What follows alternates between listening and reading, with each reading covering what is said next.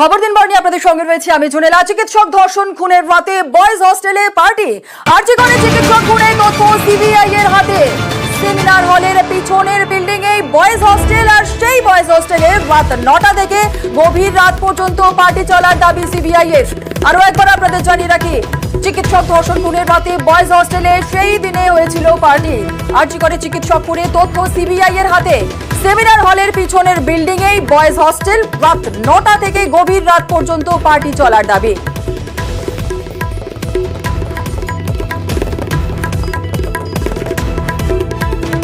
কথা বলে নেব, আমাদের সঙ্গে রয়েছেন আমাদের প্রতিনিধি অর্পিতা হাজরা। সরাসরি চলে যাব অর্পিতার কাছে। অর্পিতা, যে তথ্য সিবিআই হাতে উঠে এসেছে এই মুহূর্তে, চাঞ্চল্যকর তথ্য। চিকিৎসক ধর্ষণ খুনের রাতে বয়েজ হস্টেলে রাতে পার্টি হয়েছিল, রাত 9টা থেকে গভীর রাত পর্যন্ত পার্টি হয়েছিল।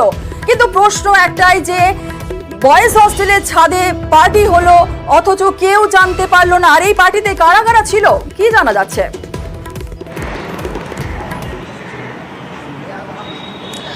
দেখো, তোমাকে জানিয়ে রাখি যে আরজি করে তদন্তে একেবারে কিন্তু চাঞ্চল্যকর তথ্য সিবিআই এর হাতে। সিবিআই সূত্র থেকে খবর যে ঘটনার রাতে যেদিনকে এই চিকিৎসক এই ছাত্রীকে খুন এবং ধর্ষণ করা হয়, সেই ঘটনার রাতেই বয়েজ হোস্টেলের ছাদে চলছিল একেবারে উল্লাস পার্টি। রাত্রি 9টার পর থেকে গভীর রাত পর্যন্ত এই উল্লাস পার্টি চলে। ছাদে বয়েজ হোস্টেলের যে ছাদ, সেই ছাদে কিন্তু প্রচুর সেখানে ইন্টার্ন চিকিৎসক এবং অন্যান্য যারা চিকিৎসক, যারা ছাত্র সেখানে উপস্থিত ছিল বলে সিবিআই এর দাবি। এবং শুধুমাত্র তাই নয়, এই বয়েজ হোস্টেলটি একেবারে গা লাগোয়া যেখানে কিনা ঘটনাস্থল, সেই ঘটনাস্থলে একেবারে পিছনের দিকের অংশ।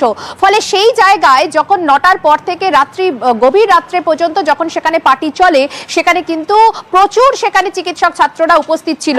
আর এখানেই উঠছে প্রশ্ন, সিবিআই আধিকারিকরা তারা কিন্তু জানার চেষ্টা করছে যে এত বড় একটা ঘটনা ঘটে গেল, অথচ যখন পার্টি চলছিল ছাদে তারা কোনো টের পেলেন না। সেখানে কোনো রকম ভাবে সঞ্জয়কে আশপাশ থেকে ঘোরা বা সেখান থেকে যাতায়াত করতে কেউ কিছু দেখলেন না। তাহলে কি ছাত্ররা কোনোভাবে কি তারা চুপ করে আছে বা কেউ কিছু কি তারা গোপন করে যাচ্ছে? শুধুমাত্র তাই নয়, এই পার্টিতে কতজন চিকিৎসক ছিলেন, কতজন ইন্টার্ন ছিলেন, সেটাও কিন্তু খুঁজে বের করার চেষ্টা করছে সিবিআই আধিকারিকরা। কারণ যে পার্টিতে উল্লাস উদ্দীপনা এবং সেখানে মদের আসর কার্যত বসেছিল বলে দাবি, সেই পার্টিতে কে বা কারা সেখানে ছিলেন এবং সিসি ক্যামেরাতে সেই ফুটেজ কিন্তু রয়েছে। সিবিআই তা সংগ্রহ করেছে ইতিমধ্যেই। এবং এই যে বয়েজ হোস্টেলের ছাদে যেভাবে সেখানে পার্টি চলছিল, সেখানে যারা ছিলেন তারা কি কেউই সঞ্জয়কে সেখানে ঘোরাফেরা করতে দেখেননি বা কোনো রকম মুভমেন্ট তাদের কি কোনো চোখে পড়েনি? অর্থাৎ এদের উপরে এবার কিন্তু সিবিআই নজর, তাদের এবার বয়ান রেকর্ড করতে চলেছে সিবিআই তদন্তকারী আধিকারিকরা। কারণ তারা মনে করছে যে ঘটনার রাতের সম্পর্কে অনেকেই অনেক কিছু হয়তো জেনে থাকতে পারে, যা কিনা গোপন করে যাচ্ছে। সেই কারণেই কিন্তু এই ফুটেজ এবং সেখান থেকে বেশ কয়েকজনের কিন্তু বয়ান নেওয়া হয়েছে। সেখানে এটা স্পষ্ট যে বয়েজ হোস্টেলের ছাদে ঘটনার রাতে সেখানে উল্লাস পার্টি চলছিল। অর্থাৎ যেখানে কিনা ঘটনাস্থল, সেই ঘটনাস্থলের একদম পিছনের বিল্ডিং হচ্ছে এই বয়েজ হোস্টেল এবং তারই ছাদে সেখানে ইন্টার্ন চিকিৎসক থেকে শুরু করে চিকিৎসক অন্যান্য যারা ছাত্র তারা সেখানে উপস্থিত ছিল, অথচ কেউই কিছু টের পেলেন না। তা মানতে নারাজ তদন্তকারীরা। সেই কারণেই কিন্তু এবার এই সমস্ত ছাত্র যারা চিকিৎসক তাদের বয়ান রেকর্ড করবে সিবিআই। বেশ, ধন্যবাদ অর্পিতা।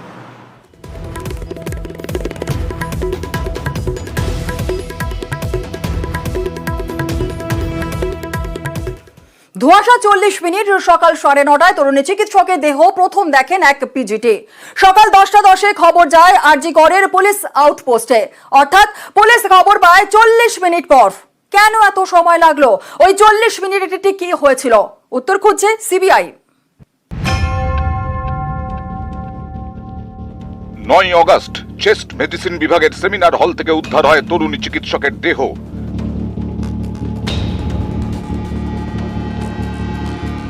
13 অগস্ট ধর্ষণ খুনে সিবিআই তদন্তের নির্দেশ দেয় কলকাতা হাইকোর্ট। সিবিআইকে এখন ভাবাচ্ছে 9 অগস্ট সকালের ঘটনা প্রবাহ।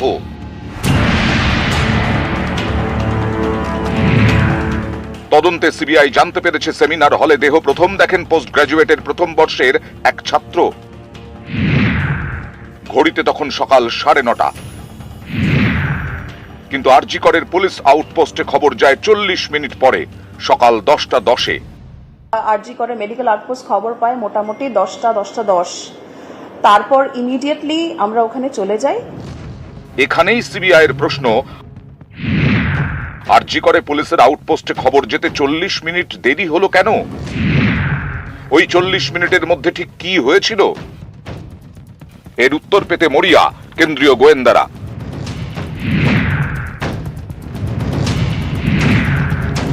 সিবিআই সূত্রে দাবি, যিনি প্রথম দেহ দেখেন তিনি দাবি করেছেন দেহ দেখার পর তিনি চেস্ট মেডিসিন বিভাগে খবর দেন। পুলিশের কাছেও নাকি একই বয়ান দিয়েছেন পোস্ট গ্রাজুয়েটের প্রথম বর্ষের পড়ুয়া। সিবিআই এর প্রশ্ন, চেস্ট মেডিসিনে জানানো হলে পুলিশের কাছে খবর যেতে কেন 40 মিনিট সময় লেগে গেল? ইচ্ছে করেই কি পুলিশকে দেরি করে খবর দেওয়া হয়েছে? দেরি করে খবর দেওয়ার কি কোনো নির্দেশ ছিল? ওই 40 মিনিটের মধ্যে কি কেউ সেমিনার হলের ক্রাইম সিনে ঢুকেছিলেন?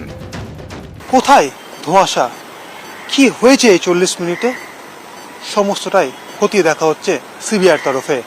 আমাদের কাছেও শুরু থেকে এই জায়গাটাই ছিল যে শুরুতে কে দেখলো বা কারা কে দেখলো, কিভাবে কমিউনিকেট হলো। প্রথমে অসুস্থতা বলা হয়, তারপর আত্মহত্যার কথা বলা হয়, তারপর পরিষ্কারভাবে বলা হয়। তাহলে এই যে জায়গাগুলো থাকছে এগুলো অবশ্যই তদন্ত প্রক্রিয়ার মধ্যে আসুক, যে বা যারা দোষী সেই ঘটনাগুলো সামনে এসে সেই অনুযায়ী বিচার করা হবে। ক্যামেরায় বিপুল ঘোষের সঙ্গে অমিত সরকার, নিউজ 18 বাংলা।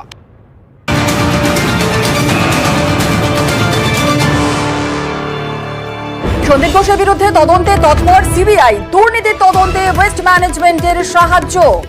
বায়োমেডিক্যাল ওয়েস্ট দুর্নীতির তদন্তে সিবিআই। সন্দীপ ঘোষের বিরুদ্ধে তদন্তে তৎপর সিবিআই। আমাদের সঙ্গে রয়েছেন আমাদের প্রতিনিধি অমিত সরকার। অমিত আরো বিস্তারিত বলবে। অমিত, আরজিকর হাসপাতালে সন্দীপ ঘোষের সময়কালে বায়োমেডিক্যাল ওয়েস্ট বাইরে বিক্রি হয়েছে বেআইনি ভাবে, এমনটা কিন্তু অভিযোগ উঠেছে। এক্ষেত্রে কি কি পদ্ধতি হচ্ছে সরকারি হাসপাতালগুলোতে, কিভাবে বায়োমেডিক্যাল ওয়েস্ট সংরক্ষণ করা হয় বা নষ্ট করা হয়, বা সেগুলো আদতে বিক্রি করা হয় কিনা বা টেন্ডার ডাকা হয় কিনা, এই কারণেই সিবিআইয়ের তরফে বায়োমেডিক্যাল ওয়েস্ট ম্যানেজমেন্ট সার্ভিস অথরাইজের সাহায্য নেওয়া হচ্ছে। ইতিমধ্যে গতকাল এই সংস্থার তরফে একজন আধিকারিক সিবিআই দপ্তরে গিয়েছিলেন, বেশ কিছু নথিপত্র দিয়েছেন। সিবিআই সূত্রে খবর, আরজিকর হাসপাতালে বায়োমেডিক্যাল ওয়েস্ট সংক্রান্ত বেশ কিছু তথ্য তারা জানতে চেয়েছেন বায়োমেডিক্যাল ওয়েস্ট ম্যানেজমেন্ট সার্ভিস অথরাইজের কাছে, এবং সেই সংক্রান্ত নথি আরো পেলে আরো স্পষ্ট হওয়া যাবে যে সন্ধির সময়কালে আরজিকরে বায়োমেডিক্যাল ওয়েস্ট ম্যানেজমেন্ট ওয়েস্ট কিভাবে বাইরে বিক্রি হয়েছে বা বেআইনি ভাবে বিক্রি হয়েছে, সমস্ত কিন্তু আরো স্পষ্ট হবে সিবিআই। বেশ, ধন্যবাদ।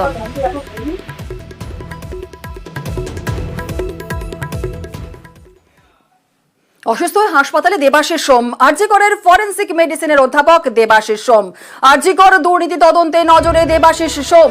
আর দেবাশিস সোমকে একাধিকবার জিজ্ঞাসাবাদ করে সিবিআই, এবং দেবাশিস সোমের বাড়িতেও, কেষ্টপুরের বাড়িতেও ফরেনসিক টিম, সিবিআইয়ের আধিকারিকরা তারা পৌঁছে যায়। অনেকটা সময় সেখানে তল্লাশি অভিযান চলে। সেই দেবাশিস সোম অসুস্থ হয়ে হাসপাতালে ভর্তি। আমাদের সঙ্গে রয়েছেন আমাদের প্রতিনিধি অভিজিৎ চন্দ্র, বিস্তারিত বলবে। অভিজিৎ, জুড়েলা, দেবাশিস সোম আরজিকর মেডিকেল কলেজ হাসপাতালের ফরেনসিক মেডিসিন বিভাগের ডেমনস্ট্রেটর পদে রয়েছেন এই চিকিৎসক অধ্যাপক, এবং এই দেবাশিস সোম ওখানকার প্রাক্তন প্রিন্সিপাল ডক্টর সন্দীপ ঘোষের অত্যন্ত ঘনিষ্ঠ বলে জানা যায়, এবং একই সঙ্গে সিবিআই এর কাছে ওকে বেশ কয়েকবার জিজ্ঞাসাবাদ করা হয়। এবং সেই দেবাশিস সোম গত পরশুদিন অর্থাৎ শুক্রবার সন্ধ্যায় হঠাৎ করে গুরুতর অসুস্থ হয়ে পড়েন বাড়িতে, এবং তাকে দ্রুত বেলেঘাটা ইএম বাইপাসের পাশে একটি বেসরকারি হাসপাতালে নিয়ে যাওয়া হয়, এবং সেখানে চিকিৎসকরা জানান যে তার তীব্র শ্বাসকষ্ট এবং তার সঙ্গে হাই ডায়াবেটিক পেশেন্ট হওয়ায় তাকে আইসিইউতে ভর্তি করা হয়েছে এই মুহূর্তে, এবং তার শারীরিক অবস্থা প্রথম দিকে আশঙ্কাজনক থাকলেও এখন অনেক কিছুটা স্থিতিশীল হয়েছে। তবে চিকিৎসকরা এখনো বেশ কিছু পরীক্ষা নিরীক্ষা করবে, তারপরে তাকে এখনো আইসিইউতে রাখা হয়েছে। তাহলে বলা যেতে পারে ডক্টর দেবাশিস সোম, যিনি আরজিকর কাণ্ডে যাকে সেমিনার রুমে দেখা গিয়েছিল, যার ছবি ভাইরাল হয়েছিল, সেই ডক্টর দেবাশিস সোম, যিনি সন্দীপ ঘোষ ঘনিষ্ঠ, তিনি এই মুহূর্তে গুরুতর অসুস্থ এবং বাইপাসের উপরে বেসরকারি হাসপাতালে চিকিৎসাধীন। তার শ্বাসকষ্ট এবং হাই ডায়াবেটিক পেশেন্ট হওয়ায় তাকে এই মুহূর্তে চিকিৎসকরা আইসিইউতে চিকিৎসাধীন রেখেছে। ধন্যবাদ অভিজিৎ।